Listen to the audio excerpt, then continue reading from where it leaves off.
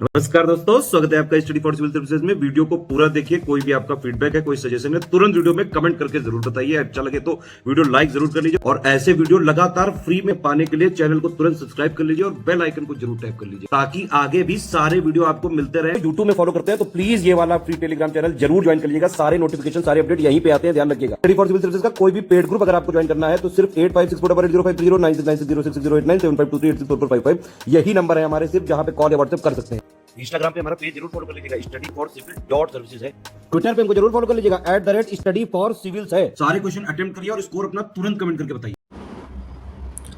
UPPCS prelims examination 2022 के लिए हम लगातार वीडियो सीरीज देख रहे हैं, उसको कंटिन्यू करेंगे आज के फर्स्ट क्वेश्चन के साथ।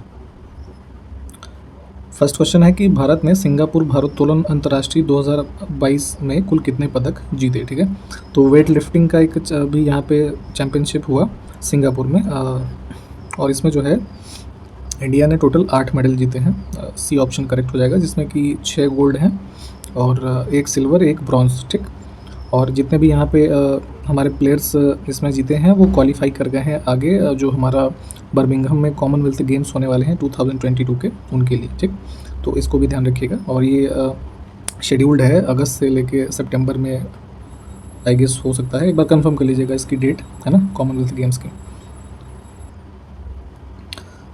अगला है कि चेर्नोबिल परमाणु दुर्घटना यूक्रेन में कब हुआ था। ठीक है, तो यहाँ पे यूक्रेन के अंदर 1986 में ये चेर्नोबिल न्यूक्लियर पावर प्लांट था। तो यहाँ पे इसका बेसिकली जो न्यूक्लियर रिएक्टर्स थे यहाँ पे, उनकी डिज़ाइन जो है वो फ्लॉड थी, वो प्रॉपर डिज़ाइन नहीं थी, और उस जो इनएडुकेट डिज़ाइनिंग की वजह से जो ये स्टार्ट किया इसने न्यूक्लियर रिएक्टर्स ने, तो उस वजह से यहाँ पे एफिशिएंटली वर्क नहीं कर पाया। और इवन जो इसमें ट्रेनिंग के बिना ही जो है कुछ पर्सनल्स जो वहाँ पे काम कर रहे थे, तो उनकी भी कुछ लापरवाही की वजह से यहाँ पे ये सब एक्सीडेंट हुआ। तो बी ऑप्शन जो है ये करेक्ट हो जाएगा। थोड़ा इसके बारे में डिटेल में और भी देख लीजिएगा। सोवियत संघ में कुल कितने गणराज्य शामिल थे। ठीक है, तो जो यूएसएसआर के बारे में पढ़ते थे आप, तो उसमें यहाँ पे 15 रिपब्लिक्स हुआ करते थे until the dissolution of USSR in 1991। ठीक है, तो जैसे इसमें आपके रशिया, यूक्रेन, जॉर्जिया, है ना, अजरबैजान, आर्मेनिया, ये सब कंट्रीज़, लिस्ट एक बार आप कंफर्म कर लें। और 1991 में जो कम्युनिस्ट गवर्नमेंट सोवियत यूनियन की थी, उनके कोलैप्स के बाद जो है ये डिज़ोल्व भी हो गया। 15 जो हमारे गणराज्य इसमें शामिल थे। तो डी ऑप्शन फिलहाल यहाँ से करेक्ट होगा। सोवियत संघ का विघटन कब हुआ, तो ये बताया अभी आपको ऊपर, 1991 इसका करेक्ट आंसर हो जाएगा। और यहीं इसके अगर फॉर्मेशन की भी हम बात कर लें तो रशियन रेवोल्यूशन जो हुआ 1917 का, उसके बाद से जो है यहाँ पे 1922 में आके एक ऐसे समझिए कि ट्रीटी साइन हुई Russia, Ukraine, Belarus, Georgia, Armenia और अजरबैजान के बीच में, जिसके बाद जो है यहाँ पे यूएसएसआर का गठन होता है। और इसके जो फर्स्ट चेयरमैन रहे हैं ना यूएसएसआर के, वो व्लादिमीर लेनिन थे। ठीक, तो इसको भी ध्यान रखिएगा। यूक्रेन यूरोप के किस दिशा में स्थित है। ठीक है, तो मैप बेस्ड क्वेश्चन है। अब यहाँ पे एक दो चीज़ ये ध्यान दीजिए कि अभी रिसेंटली जो वॉर की स्थिति है यूक्रेन और रशिया के बीच में, तो जितने भी मैक्सिमम पॉसिबल पॉइंट्स हो सकते हैं दोनों देशों के बीच के, तो आप उसको एक बार ज़रूर पढ़ें। क्वेश्चन इस बार फ्रेम होने के बहुत ही ज़्यादा चांसेस हैं इससे। तो अगर हम देखें यहाँ पे, तो जैसे हम ईस्टर्न यूरोप की बात करें तो ये यूक्रेन यहीं पे पड़ेगा, है ना। मैप में इसको एक बार देख लीजिए। और बात करें रशिया के बाद जो है, तो क्षेत्रफल के हिसाब से, है ना, इस कॉन्टिनेंट में दूसरा सबसे बड़ा देश जो है इसको ही माना जाता है। अगला है यूक्रेन की सीमा किस सागर से लगती है। ठीक है, तो अभी इस बार का जो 2021 में यूपीपीसीएस प्रीलिम्स हुआ है, उसमें भी ब्लैक सी से क्वेश्चन पूछा गया था।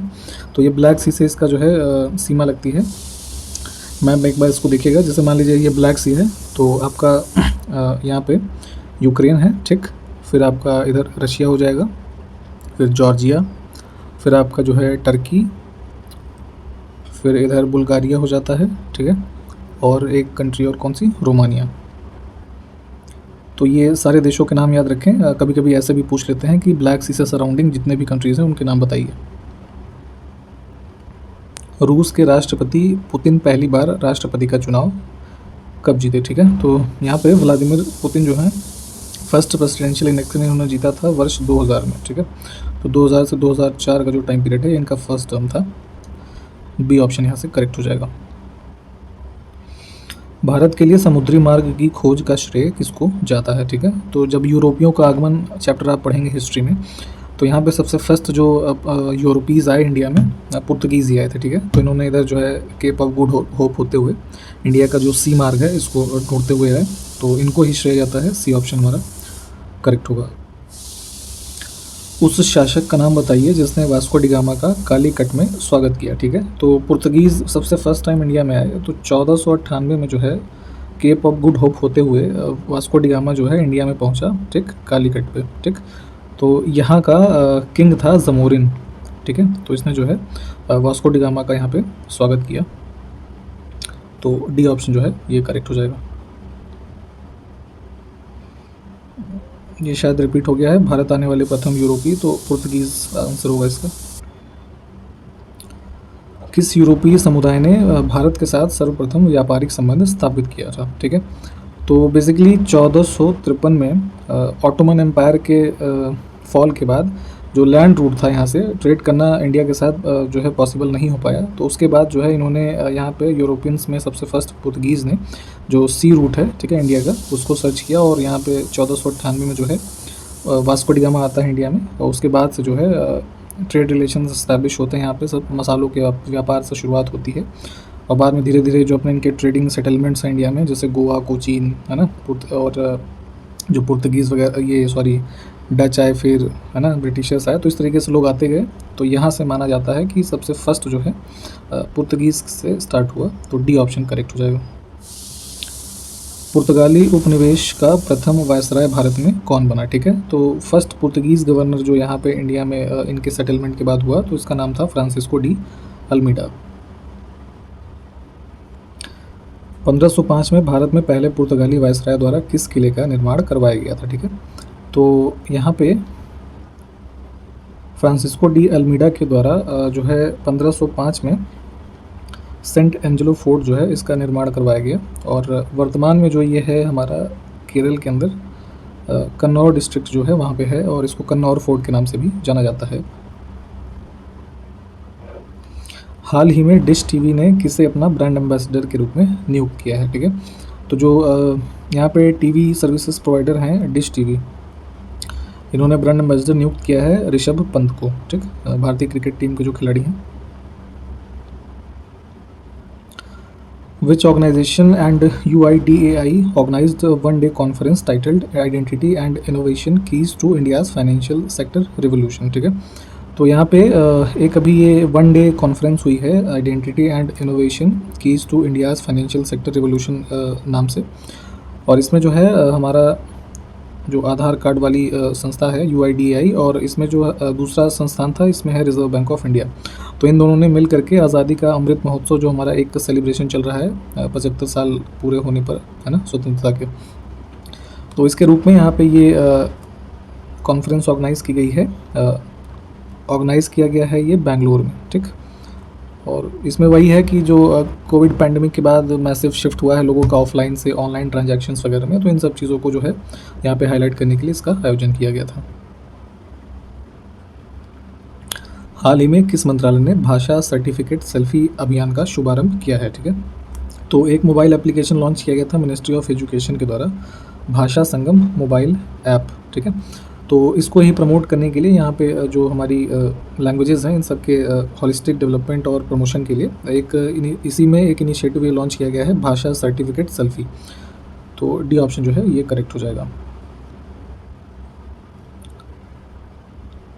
भारत और जापान के बीच संयुक्त सैन्य अभ्यास धर्म गार्जियन 2022 जो है 27 फरवरी 2022 से 10 मार्च 2022 तक कहाँ आयोजित किया जाएगा। तो यहाँ पे इसका आयोजन हुआ है बेलगाम कर्नाटक में, ठीक है। बी ऑप्शन हमारा करेक्ट हो जाएगा।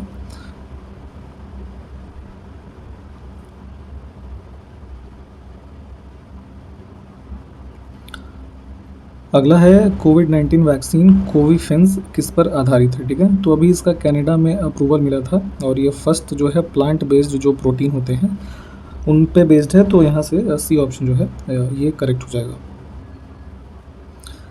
निम्न में से किस देश का संविधान विश्व के सभी लिखित संविधानों में सबसे लंबा है, ठीक है। तो लेंथीएस्ट कॉन्स्टिट्यूशन देखें वर्ड में तो इंडिया का ही है, मोर देन 400 आर्टिकल्स है ना, 22 पार्ट्स एंड 12 शेड्यूल्स है ना। तो तमाम तरीके के प्रोविज़न है जो one of the lengthiest constitution इसको वर्ड का बनाता है। तो बी ऑप्शन को चूज़ करेंगे हम।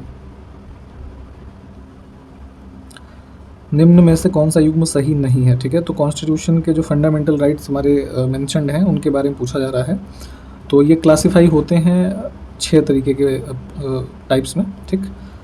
तो स्वतंत्रता का अधिकार 19 से 22 तक, समानता का अधिकार 14 से 18, संवैधानिक उपचारों का अधिकार अनुच्छेद 32 वो रिट्स वाला, शोषण के विरुद्ध अधिकार जो है ये अनुच्छेद 23 और 24 इसमें है, ठीक।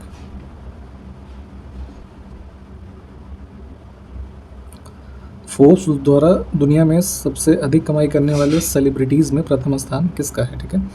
तो सेलिब्रिटीज़ की बात करेंगे तो वर्ल्ड में सबसे हाईली पेड जो यहाँ पे एक्ट्रेस हैं काइली जेनर, ठीक है। बी ऑप्शन करेक्ट हो जाएगा। इनके बाद सेकंड प्लेस पे जो है वो काइनी वेस्ट हैं। तो एक बार पूरी लिस्ट जो है ये सेलिब्रिटीज़ की टॉप 10 की तो कम से कम देख लीजिएगा। निम्न में से कौन से अनुच्छेद में बताया गया है कि मंत्रिपरिषद सामूहिक रूप से लोकसभा के प्रति उत्तरदायी होगी, ठीक है। तो जो हमारी काउंसिल ऑफ मिनिस्टर्स होते हैं, ठीक है, तो कलेक्टिवली ये रिस्पॉन्सिबल होते हैं सिर्फ लोकसभा के। कई बार कंफ्यूज हो जाते हैं लोग कि पार्लियामेंट अगर ऑप्शन में है तो टिक कर देते हैं, ठीक है। They are only responsible to Lok Sabha. और ये प्रोविज़न जो हमारा मिलता है कॉन्स्टिट्यूशन के आर्टिकल 75 सब क्लॉज 3।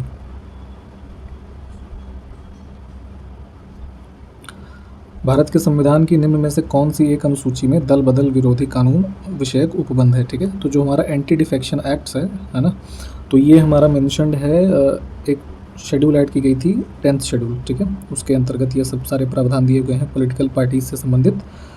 आप ये कमेंट करके बता सकते हैं कि ये किस अमेंडमेंट से इसको जो है ऐड किया गया था। निम्न में से लोकसभा के अध्यक्ष कभी नहीं रहे कौन से हैं, ठीक है। तो लोकसभा स्पीकर का अगर हम देखें तो के सुंदरम जो हैं ये नहीं रहे हैं कभी। ये ऑप्शन करेक्ट होगा यहाँ से।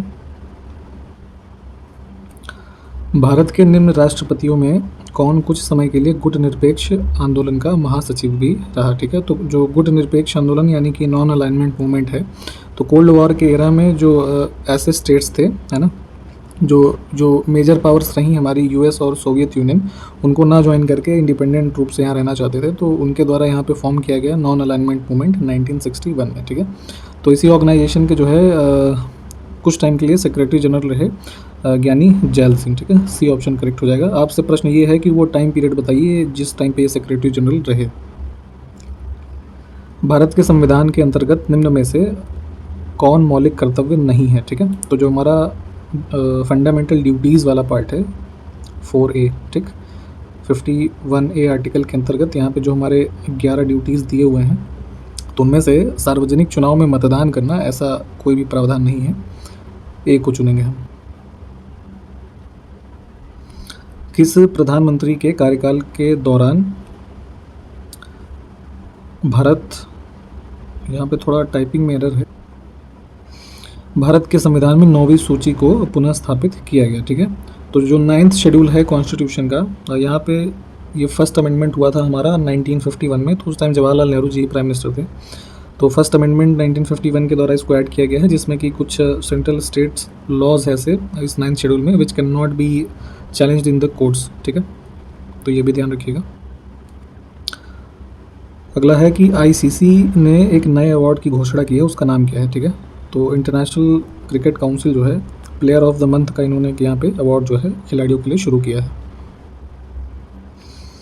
भारतीय राष्ट्रीय कांग्रेस के किस अधिवेशन में सरोजिनी नायडू कांग्रेस की प्रथम भारतीय महिला अध्यक्ष बनी, ठीक है। तो अगर पूछा जाए आपसे कभी कि first Indian women president of Congress कौन था, तो सरोजिनी नायडू जी थी। और ये जो है कानपुर सेशन हुआ था 1925 में, ठीक है, यहाँ पे अध्यक्ष रही थी। निम्नलिखित में से किस उग्रवादी नेता ने अपने राजनीतिक गुरु मैजिनी, जो कि इटली के थे, की उत्कृष्ट रचना द ड्यूटीज़ ऑफ मैन का उर्दू में अनुवाद किया था, ठीक है। तो ये यहाँ पे ड्यूटीज़ ऑफ मैन का अनुवाद किया था पंजाब केसरी लाला लाजपत राय ने। निम्न में से कौन सा सही सुमेलित नहीं है, ठीक है। तो यहाँ पे कुछ इवेंट्स लिखे हैं, उनसे संबंधित जो है ईयर लिखे हुए हैं। तो यहाँ देखिए मैडम कामा ने प्रथम तिरंगा ध्वज फहराया था 1904 दे रखा है, ये अगस्त 1907 है। इंटरनेशनल कॉन्फ्रेंस एक हुई थी स्टटगार्ड जर्मनी में, ठीक है। तो वहाँ पे इन्होंने जो है एक उस टाइम का जो ट्राई कलर था ग्रीन सैफरन और रेड स्ट्राइप्स में, ठीक है, उसको यहाँ पे फहराया था। तो ये जो है सी ऑप्शन को हम चूज़ करेंगे।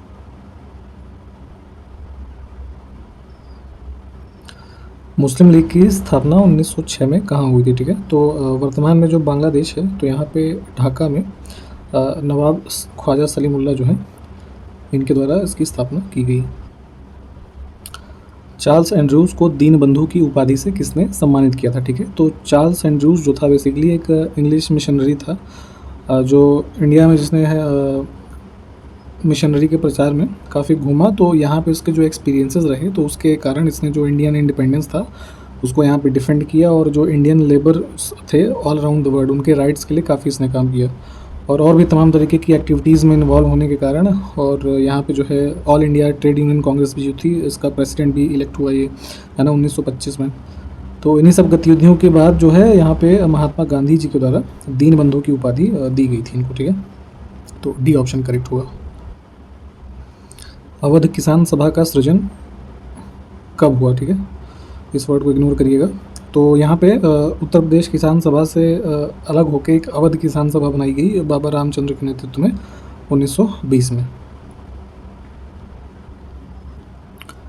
प्रागैतिहासिक कुल्हाड़ियाँ कहाँ से प्राप्त हुई हैं, ठीक है। तो प्री हिस्टोरिक एक्सेस अगर हम देखें तो एक साइट है यहाँ पे मॉडर्न डे चेन्नई में, ठीक है, अतिरमपक्कम ये, ठीक है। तो यहाँ पे पैलियोलिथिक एज के जो है काफ़ी सारे टूल्स यहाँ से मिले हैं। तो ये हमारा ए ऑप्शन जो है ये करेक्ट हो जाएगा। निम्न में से कौन सा संगम युग का महाकाव्य नहीं है, ठीक है। तो इसमें जो हमारा एलादी है, ये जो जैन ट्रेडिशन है तमिल लिटरेचर के अंदर, उससे संबंधित है। बाकी की यहाँ पे 3 जो है इसमें ठीक है, तो ए ऑप्शन जो है इसको चूज़ किया जाएगा यहाँ पे।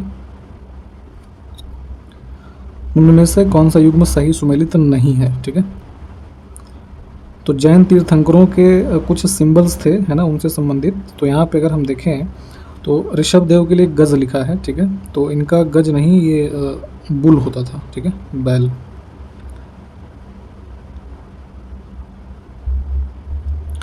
मेगस्थनीज ने भारतीय समाज को कितनी श्रेणियों में विभाजित किया, ठीक है। तो ये मेगस्थनीज ने एक बुक लिखी थी इंडिका, ठीक है। तो उसमें जो है ये मौर्यन टाइम्स के आसपास में जो सोसाइटीज़ ने देखी, तो यहाँ पे इसने जो है 7 कैटेगरीज में इसको डिवाइड किया है।